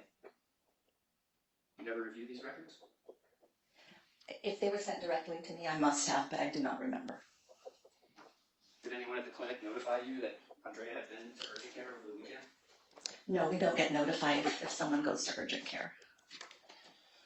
Were you involved in the hiring process for Ms. Moss? Oh, I believe so. You're an owner of the clinic, Yes. among many other physicians. Several other, yes. And Hillsborough, the demographics in Hillsborough, there is significant Spanish-speaking population there, correct? There is, And many of your staff are bilingual, right? yes. And when you hired Ms. Moss, did the clinic provide her with any Spanish fluency tests? No, we did not. Have you ever spoken in Spanish with Ms. Moss? No, due to this litigation, I found out she speaks some Spanish, but I haven't spoken in Spanish to her. So before this lawsuit was filed, you didn't even know if she could speak any Spanish at all. That's correct. And she testified in her deposition she could have casual conversations with family and friends. You weren't aware of that. No, Do you think the ability to speak Spanish in casual conversations with family and friends is appropriate in a medical setting? I guess That's it would, sufficient. it would depend on what the appointment was about. I mean, if a child comes in for a well check, I think that, yes, casual conversation, you can explain to the parents what happened during the well check. But if it's a sick visit, it wouldn't be appropriate for a provider who was not fluent or certified as a medical interpreter in Spanish to communicate without an interpreter present. No, if the patient is old enough and can talk to the provider and the provider feels that she got the information she needs to formulate a plan, there still would be no translator unless the parent specifically asked for one. And do you think the burden should be on the parent to ask the provider for an interpreter, or the other way around? I think that the parent knows if they need one or not. And if Ms. Moss was attempting to speak Spanish to Andrea's mother, how likely is it that a patient is going to tell the provider, your Spanish is not very good, will you please get me an interpreter? How likely is that to happen? Objection, Your Honor, speculation. You can answer the question if you have any experience with that happening, but you're not allowed to just guess or speculate about an answer. I don't have experience with that. Because you speak Spanish. Exactly. And did you ever review the language policy of the Hillsborough Pediatric Clinic with Andrea's mother? No, I did not because I speak Spanish. Right, so you have no evidence or information that Andrea's mother was even aware of the language policy? Well, she was aware because I only worked 3 days a week. So in 12 years, Andrea came and saw other people on days that I didn't work. And if a translator was used, she would know she could ask for one. And on August 12th, 2020, we know Andrea was 13. It wouldn't be appropriate for her to be making medical decisions for herself. No. It would be appropriate to involve the parent or the guardian that was with Andrea in the medical decision-making process. Correct. And ensure that they were a meaningful participant in the conversation and understood what was being asked and discussed. Yes, that's true, but many times when the patient prefers to speak English and they're able to communicate with us, they actually tell the parent what's going on. So at the Hillsborough Pediatric Clinic, there are occasions where it's appropriate to have a patient translating for a parent. That's what the patients and parents prefer many times.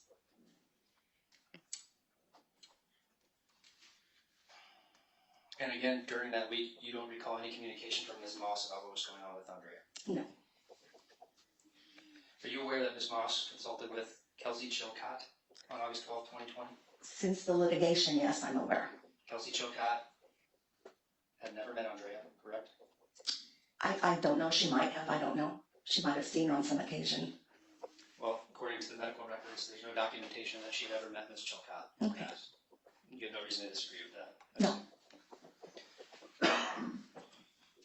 Have you reviewed Andrea's lab results from August 12, 2020? No. Not even after this lawsuit was filed? No. Were you aware that labs were ordered on August 12, 2020? Only after the litigation started. But you hadn't reviewed the results?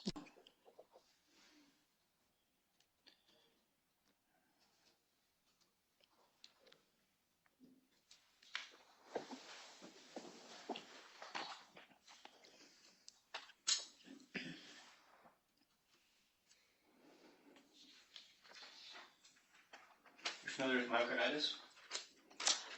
We learn about it in our training. Yes. In your training as a pediatrician? Yes. And have you had, how long have you been a pediatrician? Counting my training, 23 years. And you've been at the Hillsborough Pediatric Clinic for how long? 20. And in your 20 years, have you treated pediatric patients with myocarditis?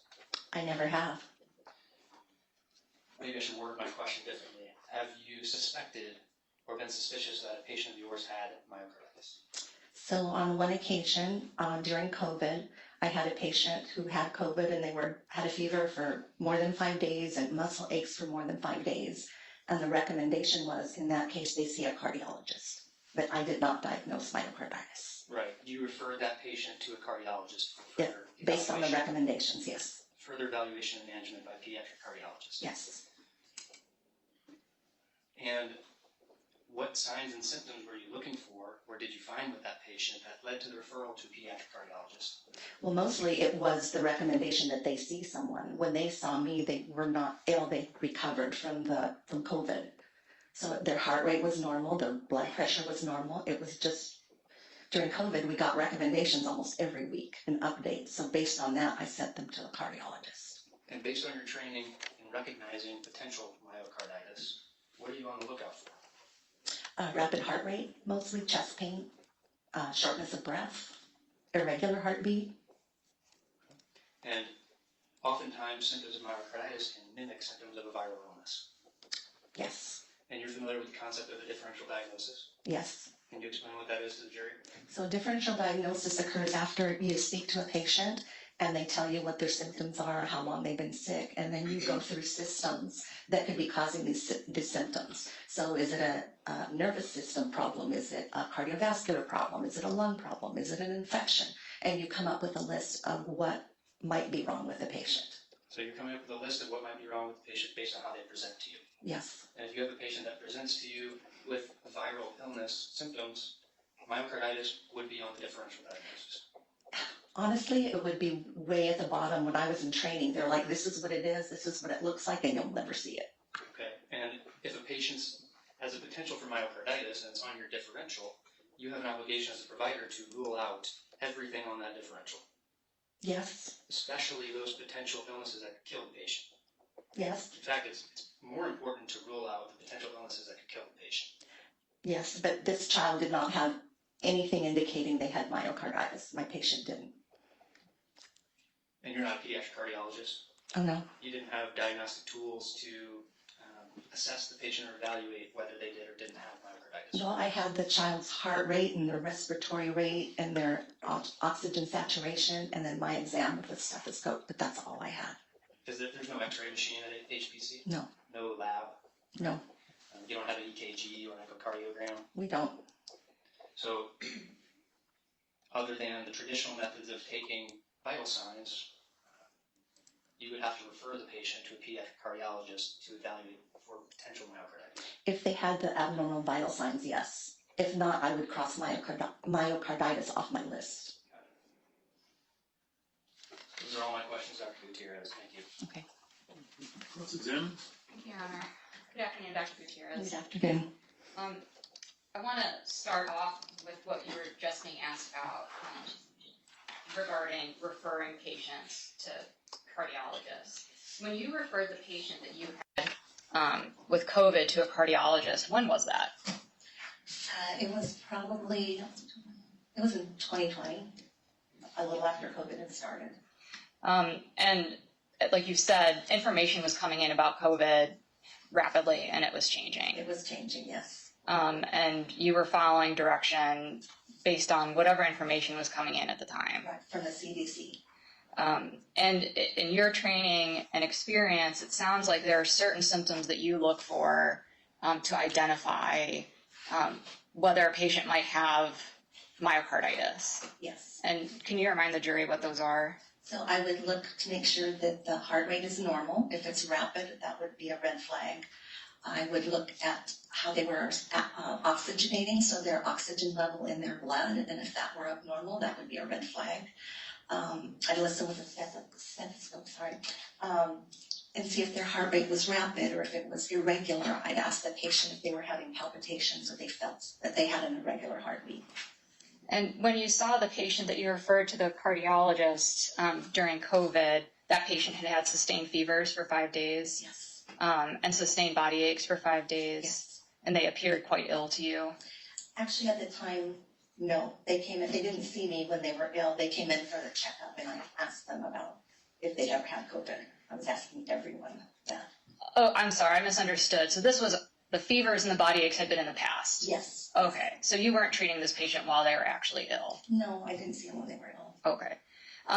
You were asked about the concept of a differential diagnosis. And what is that?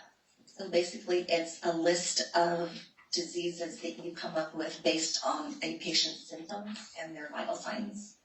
And in developing a differential diagnosis, that involves taking all the information you have available into consideration, right? Correct. Even how the child looks. I mean, a child can have a fever, of 102, 103, and they might be running around pushing the stool around the exam room and getting into things. So we're always taught, look at the whole picture, look at the child. And you take that, how they appear to you, into consideration, as well as the vitals, Absolutely, the examination. yes. And when you're seeing a patient for a sick visit with symptoms like fever, vomiting, headache, those sorts of things, how do you examine those patients? What sort of things are you looking for, and what are you actually doing? So I would be concerned that they might be dehydrated, so I would listen to their heart, make sure it's not rapid. I would check what we call a capillary refill, where you kind of push on their thumb and see how long it takes for the color to come back. You can check a urine, that would also tell you how dehydrated they are and that they're not able to eat, and then the physical exam. And you'd agree that there are lots of significant illnesses that can include symptoms like headache, fever, and vomiting, right? Unfortunately, yes. And some of those, well, you tell me, what sort of illnesses can have that type of presentation? It could be a cold or a gastrointestinal virus. It could be mono. It can be any number of viruses. And you were asked some questions about ruling out certain diseases or processes that might be on a differential diagnosis. Do you recall that? And you had mentioned that for symptoms like headache, fever, vomiting, that myocarditis would be at the bottom of your list? If at all. And how would you rule that out if it was at all on your differential? I would rule it out by the patient's appearance and, again, their heart rate, and if their heart rate was regular or irregular, if they were oxygenating their blood. What about in terms of your examination, like listening to their lungs or their heart? Yes, absolutely. You'd go head to toe, basically. Start at the top and go all the way down because you don't know what's causing it. And what sort of things would you be looking for to clue you into a cardiac process when you're listening to a patient's heart or lungs? So if you're listening to the lungs, there's something we call crackles. And that sounds like if you have a bowl of Rice Krispies and you pour the milk in and it just starts to pop and crackle. If you hear that when you listen to the lungs, that's a sign that there might be an infection there. We asked about chest pain. And then the heart exam involves the heart rate and listening to the heart, maybe checking for the capillary refill, like I was saying. And what sort of things are you listening to this is sort of an awkward way to say this, but what sort of things are you trying to rule out when you're listening to the heart? In terms of murmurs or something sounds abnormal, what sort of things are you doing? Right, so murmurs is one, and then if they have a murmur, there's different types. There's some that mean nothing, basically, and there's some that are serious. And basically the heart rate, you listen to make sure that it's regular, that they're not skipping beats, that it's not too fast. And this is something you can identify from listening with a stethoscope and watching your patient. Yes. I'd like to sort of back up a little bit now, and we've heard you're a pediatrician, right? And you work at Hillsborough Pediatric Clinic. Correct. So I'd like to give you the opportunity to introduce yourself to the jury a little bit in terms of your background and your education. So why don't we start with what made you want to be a pediatrician? Well, I almost always knew I was going to be a pediatrician, but when I was 8 years old, my family lived in Colombia in the Amazon jungle. And it was a small little village, and there was a doctor there who would see all the people that lived in this village. And I told him I wanted to be a doctor, and even though I was 8 years old, he took me to the places, there were huts actually where these people lived. And I got to watch him examine them and figure out what was going on. And at the end of the visits, it always impressed me because the way they paid him would be, they'd give him a chicken or they'd give him some eggs. And I just thought, that is exactly what I want to do. And where did you go to college? I went to college at Oregon State in Corvallis. And what did you get your degree in? Speech and communications. And after you obtained your bachelor's degree, what did you do next in terms of your education? So after I obtained my bachelor's degree, I actually was working for a domestic violence clinic or shelter. And as a Latina, outreach person, and I did that for about 5 years. And then, my daughter suffered a massive stroke, and I spent a month in the hospital with her, and I watched how the doctors either interacted well with us or sometimes not so well. And as I was seeing it from the patient perspective, I just kept thinking, I always wanted to be a doctor. I can do this better. I can treat patients with respect. And I went back to school to study medicine. And you went to OHSU for medical school? I did. And what additional training did you have in pursuit of your effort to become a pediatrician after that? So I matched with a hospital called Children's Hospital Los Angeles. And I went there. I left my husband and daughter at home, and I actually traveled to Los Angeles and stayed there for 3 years until I got my pediatric specialty. And where were your husband and daughter living? In Hillsborough. And so after you finished your training, you came back to Hillsborough? Well, before I finished, I was actually offered the chief resident position, which is what you do after you've completed your 3 years. You stay for 1 more year to educate the upcoming pediatricians, let's say. I decided I wanted to go home, and so I went back to Hillsborough, and within 2 months was working at Hillsborough Pediatrics. And you've been there ever since? I have. About 20 years? 20 years. How would you describe the patient population that you see at Hillsborough Pediatric Clinic? So we see children from the time they're born until they go to college, and sometimes even after that. We have people that work at Intel. We have all walks of life. And about what percentage of the patients at HPC speak Spanish? That's hard for me to say because that's mostly what I see, or probably between 30 and 40%, but I'm not sure. And can you tell the jury a little bit about Hillsborough Pediatric Clinic in terms of the philosophy of care? So at Hillsborough Pediatrics, we treat anyone that comes in the door if they're a child. We not only provide medical care, but we think that it's important to take care of the whole child, everything about the child and sometimes the family. We have all kinds of services that aren't medical. We have speech pathologists, we have behaviorists, we even have a kindergarten coach to work with our preschoolers to get them ready for kindergarten.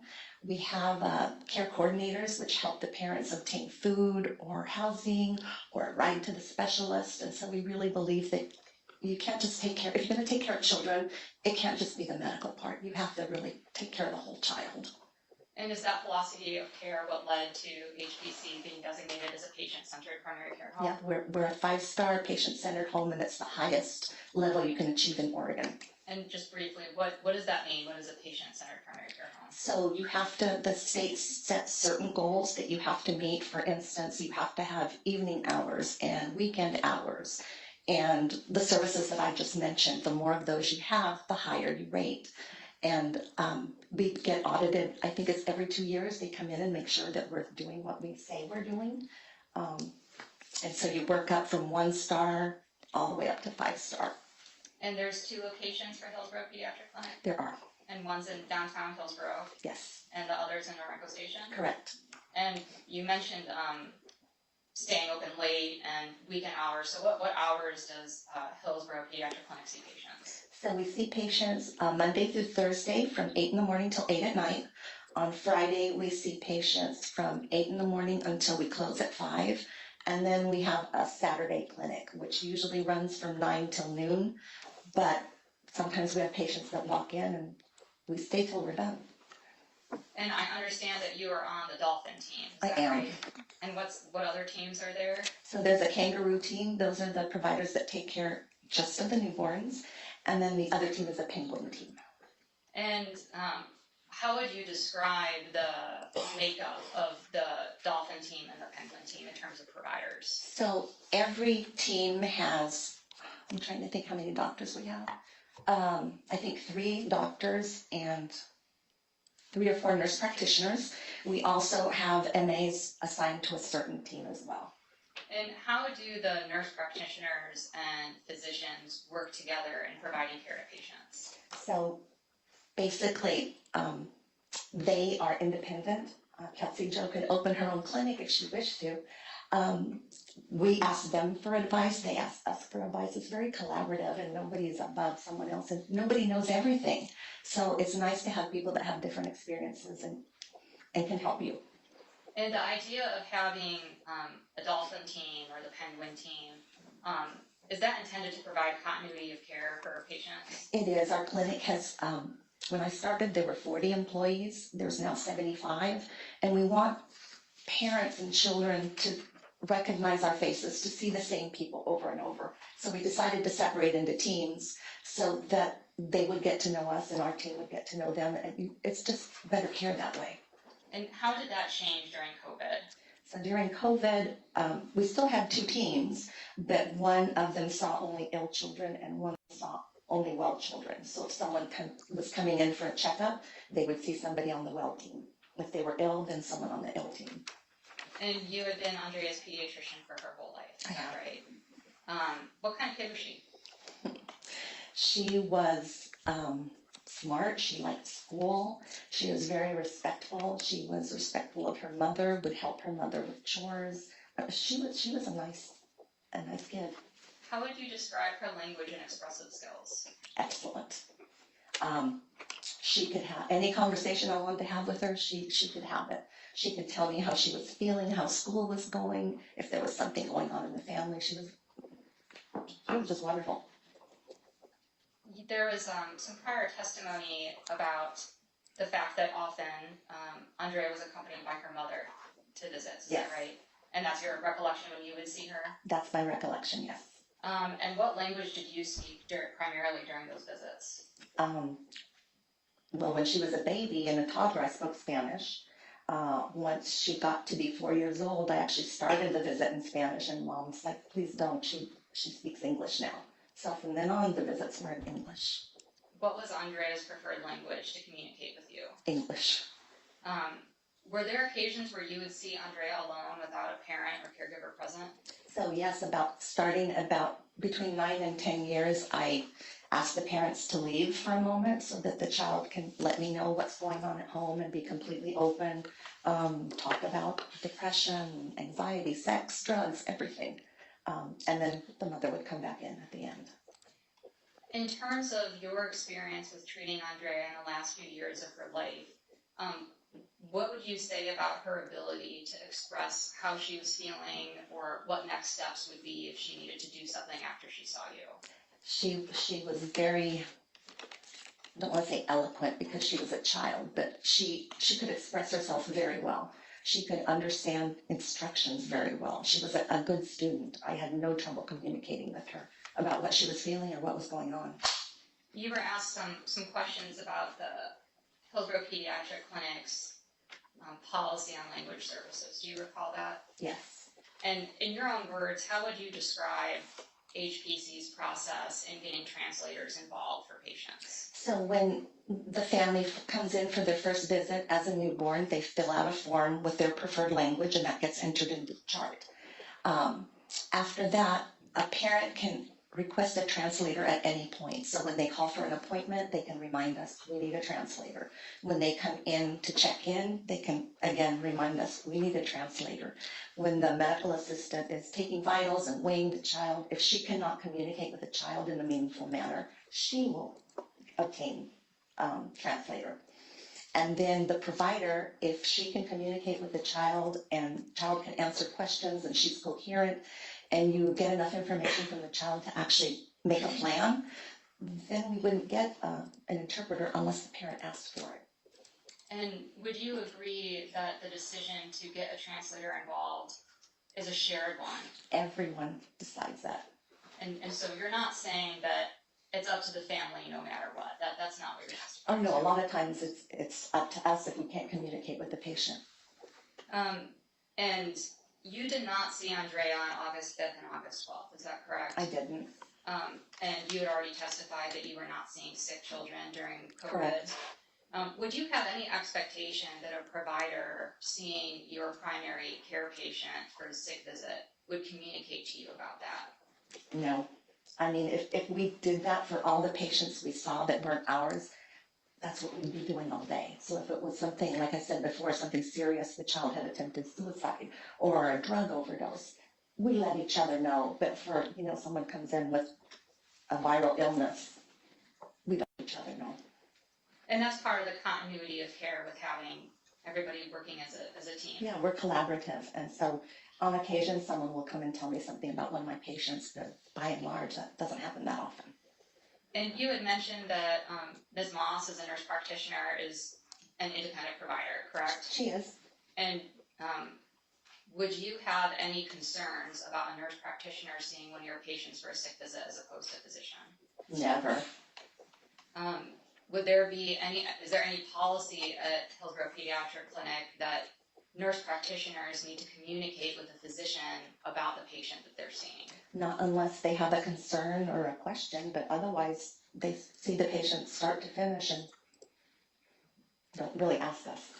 Have you had occasion to order labs for patients from the Tuality lab? Many times. And HPC doesn't have a lab in-house at either location, correct? No, we don't.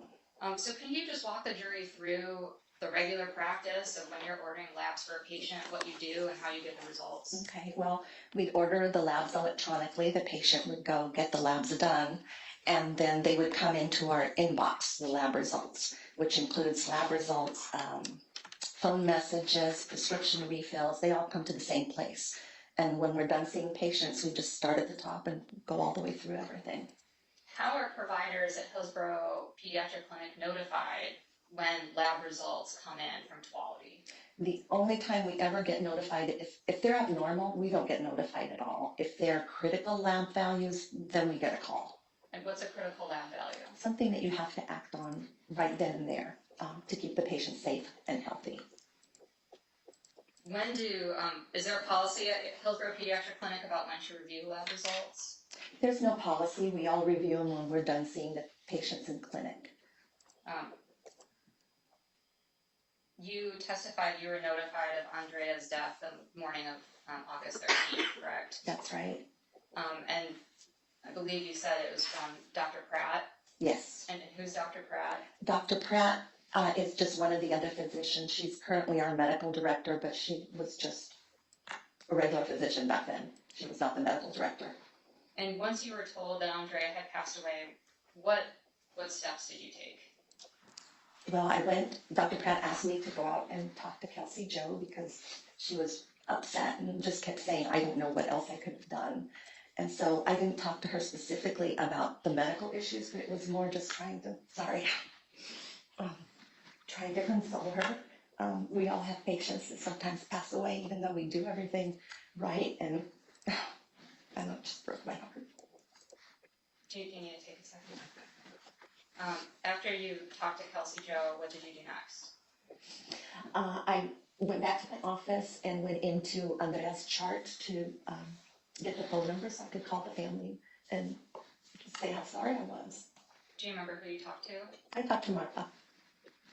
Have you talked to her since Andrea passed away? I haven't. You were asked some questions about the chart. Yes. You had mentioned that after the note is signed, you cannot take any action on the chart. I can't. It's basically closed to any other provider. Once it's signed, it's done. That's it.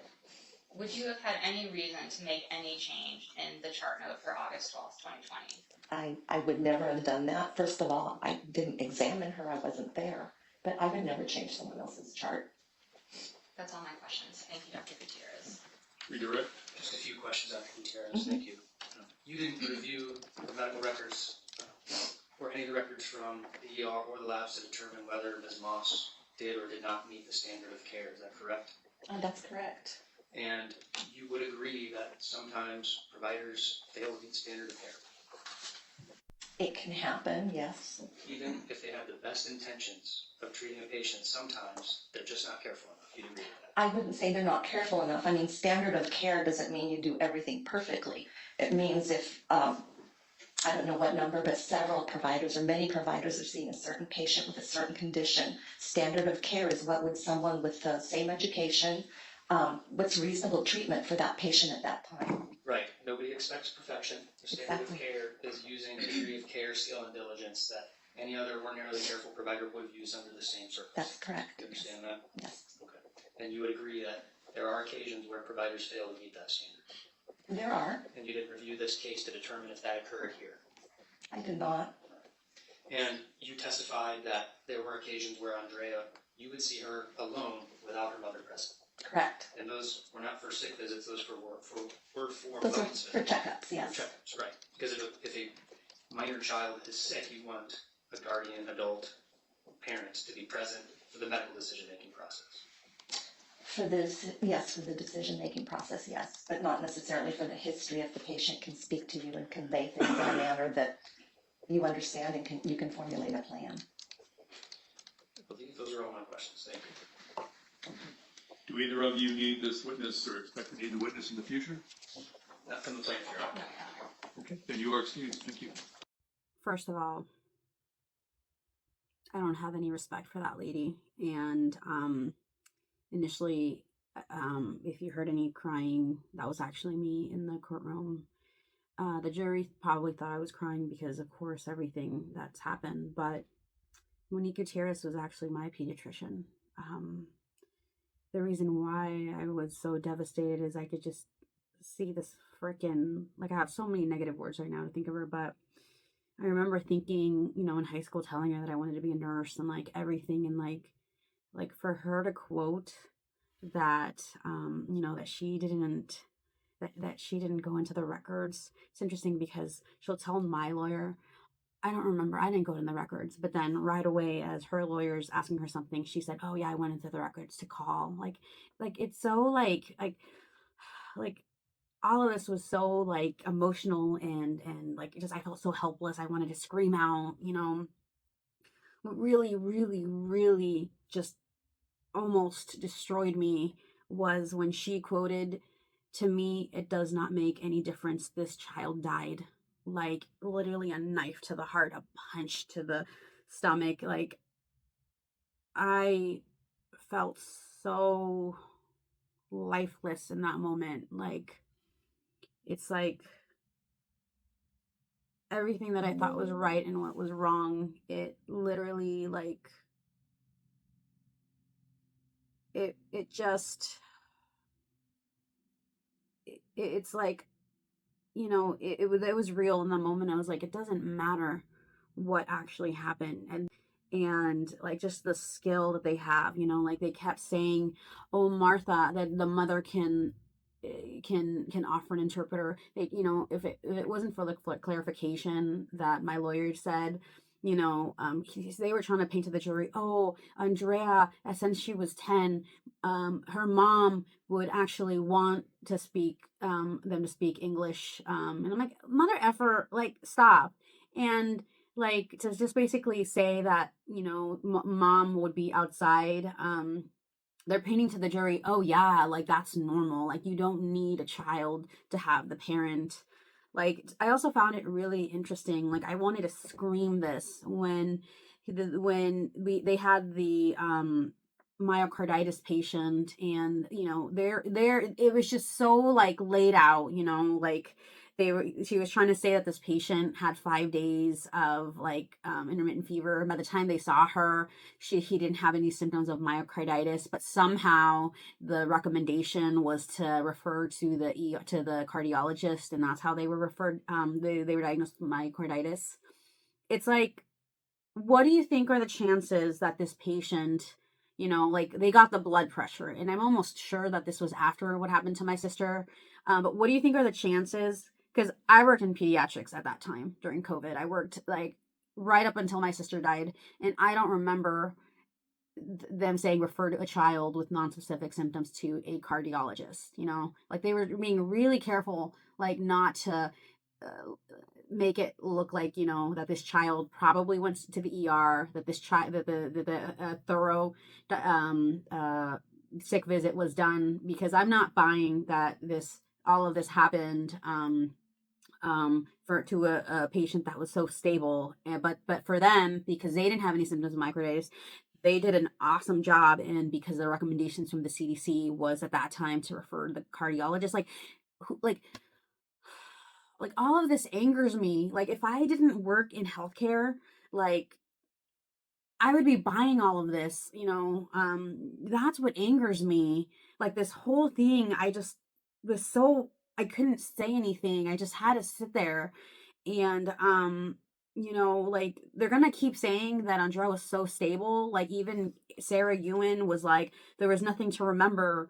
But it's like I'm not buying it. Like first of all, when Monique was saying that that the heart, you know, if the heart rate was irregular, then she would have checked a blood pressure. I do want to point out that the part about the stable heart rate that was added by Kelsey Jo Moss after my sister died. That wasn't there the on August 12th.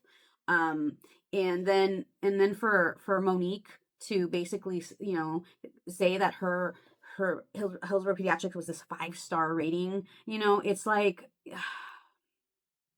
I just, that destroyed me that day, just kind of realizing how, you know, what resources get you when you have medical malpractice insurance money, and you know, you hire these people with skills, you know, that they're, I'll never tell my mom any of this, you know. I think I came home just so broken.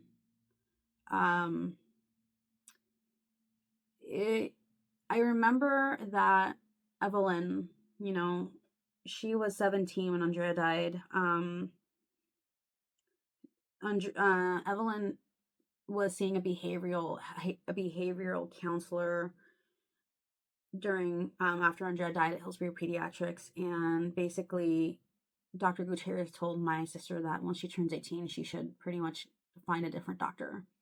And she knows we're thinking about suing, you know, because their policies say that if you go to college, you can still go there to Hillsborough Pediatrics. I still went there after for a little bit, I think until for like freshman year, like of my on my college, like of my college, college freshman year. So it was just all of these things that really, really were angering to me that they were saying. But yeah, just pay attention to how they need to say what they say, because it'll lead up to emotions that they do in the future. And everything, all of this is leading up to Kelsey Jo Moss's first part of the testimony the following day. But I do want to say that after hearing Monique Gutierrez, one of my friends, she was getting married that Friday, that I couldn't attend because we were going to do trial, and so I went over to her house afterwards. On top of all that I had experienced, I also got rear-ended, and it was just one of those like, what now kind of thing, you know?